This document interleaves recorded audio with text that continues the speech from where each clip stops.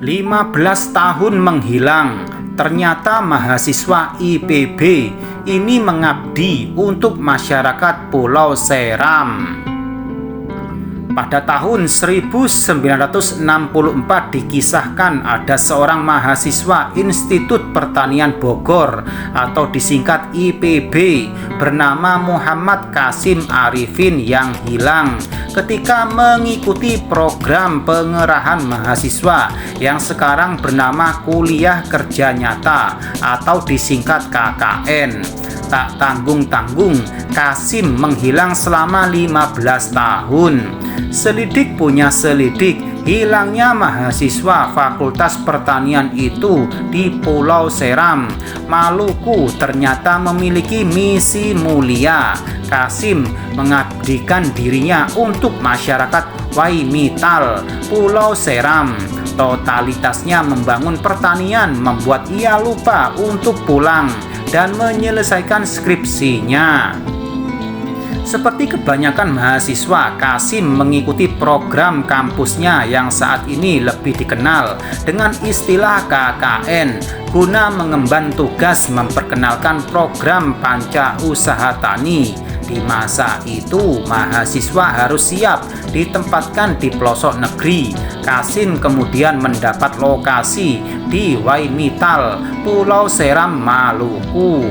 KKN yang rencananya hanya berlangsung beberapa bulan saja kemudian mengubah jalan hidup Kasim, pria yang lahir pada tanggal 18 April tahun 1938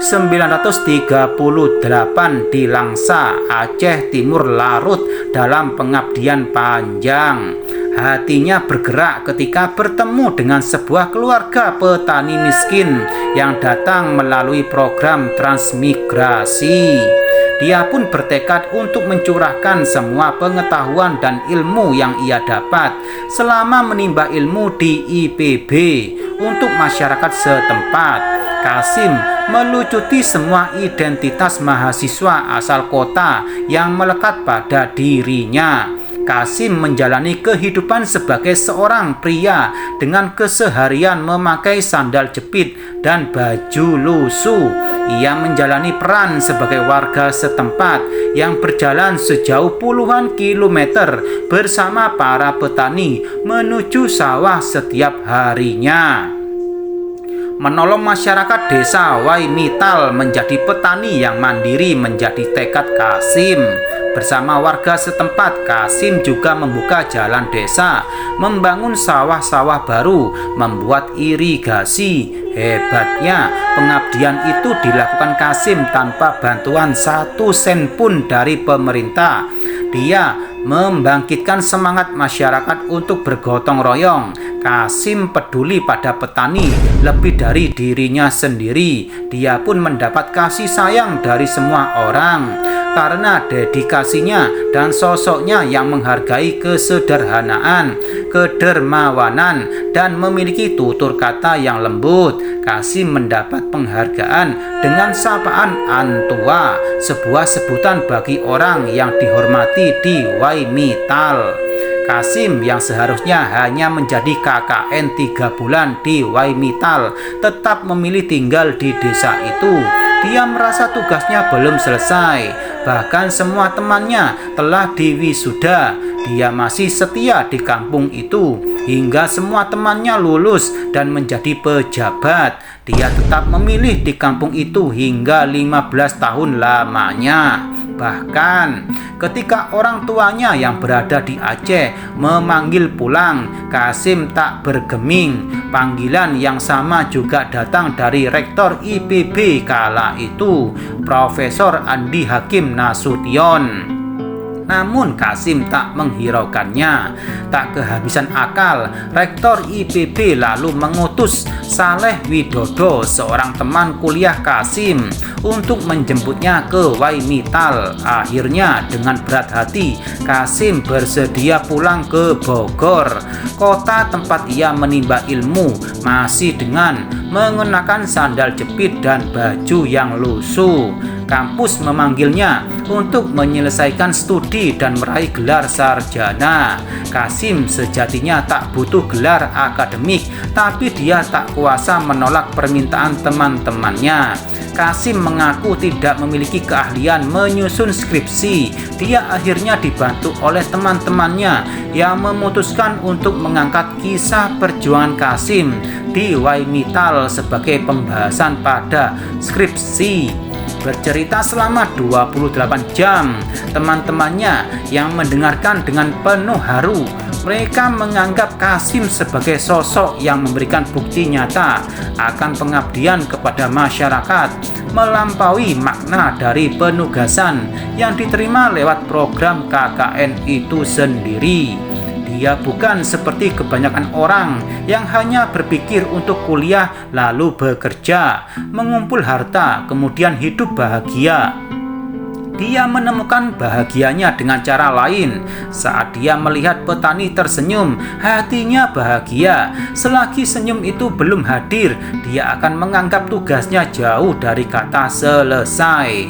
Hari itu, tanggal 22 September tahun 1979 di Hotel Salak, Bogor, lelaki berkulit legam itu dikelilingi teman-temannya. Dia hanya mengenakan sandal jepit, temannya membawakan sepatu dan jas untuknya. Dia menolak memakainya, namun temannya bersikeras. Hari itu, Kasim memasuki gedung IPB untuk wisuda.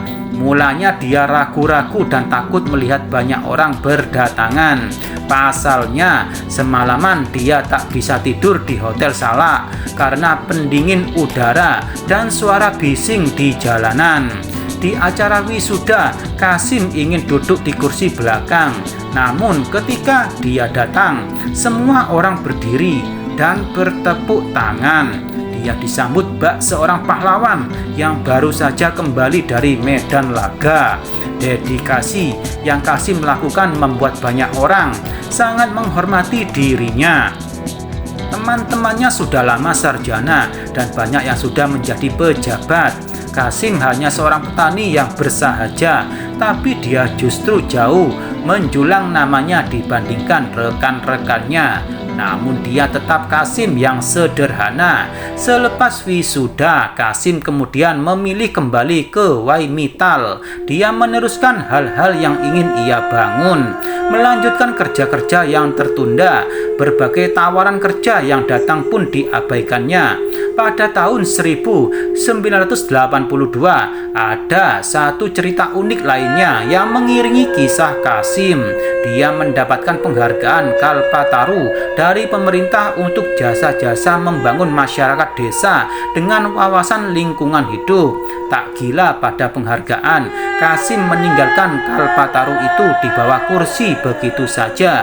Hingga akhirnya ada seorang yang mengantarkan penghargaan tersebut ke rumahnya. Kasim juga menolak ketika mendapat tawaran untuk studi banding ke Amerika Serikat. Untuk apa saya harus ke Amerika yang punya tradisi pertanian berbeda dengan di sini, ujarnya. Dedikasi Kasim kemudian diabadikan dalam puisi.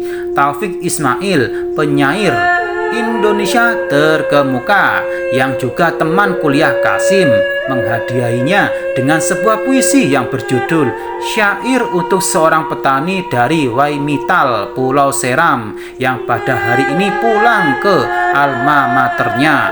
Dalam puisinya, Taufik menuliskan renungannya dari pulau itu. Dia telah pulang. Dia yang dikabarkan hilang 15 tahun lamanya di Wai-Mittal. Kasim mencetak harapan. Di kota kita mencetak keluhan. Aku jadi ingat asa kita di Plunco 22 tahun yang lalu. Dan kemarin di tepi kali Ciliwung aku berkaca. Kulihat mukaku yang keruh dan leherku yang berdaki.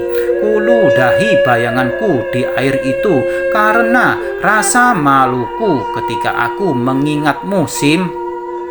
Taufik juga membuat penggalan puisi tahun 1979 menggambarkan sosok Kasim Arifin. Dia di Waimittal jadi petani, dia menyemai benih padi, orang-orang menyemai benih padi, dia membenamkan pupuk di bumi, orang-orang membenamkan pupuk di bumi, dia menggariskan strategi irigasi, orang-orang menggali tali air irigasi, dia menakar klimatologi hujan, orang-orang menampung curah hujan, dia membesarkan anak cengkeh, orang kampung panen raya kebun cengkeh. Penggalan puisi di atas ditulis Taufik Ismail pada tahun 1979.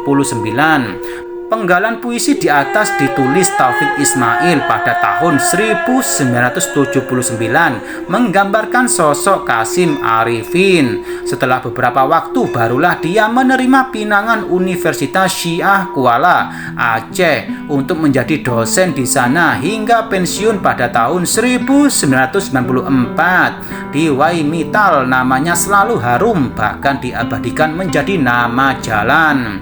Seusai pensiun, dia tetap di Aceh dan menjadi aktivis lingkungan. Di usianya yang semakin senja, Kasim masih sempat menelusuri ruas jalan Ladia Galaska antara Tinding dan Lokok yang pembangunannya memicu kontroversi. Kasim menjadi salah seorang anggota tim terpadu yang ditugaskan pemerintah untuk mengkaji ruas jalan yang masih bermasalah tersebut.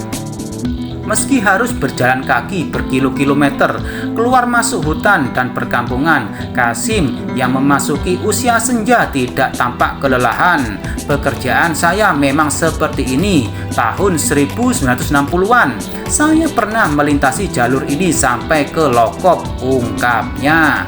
Kasim diketahui meninggal dunia pada tahun 2006 karena penyakit yang diderita. Namun, jasa dan perjuangan Kasim masih terus diingat hingga saat ini. Kasim adalah oase yang serupa mata air, selalu menjadi telaga inspirasi yang tak mengering.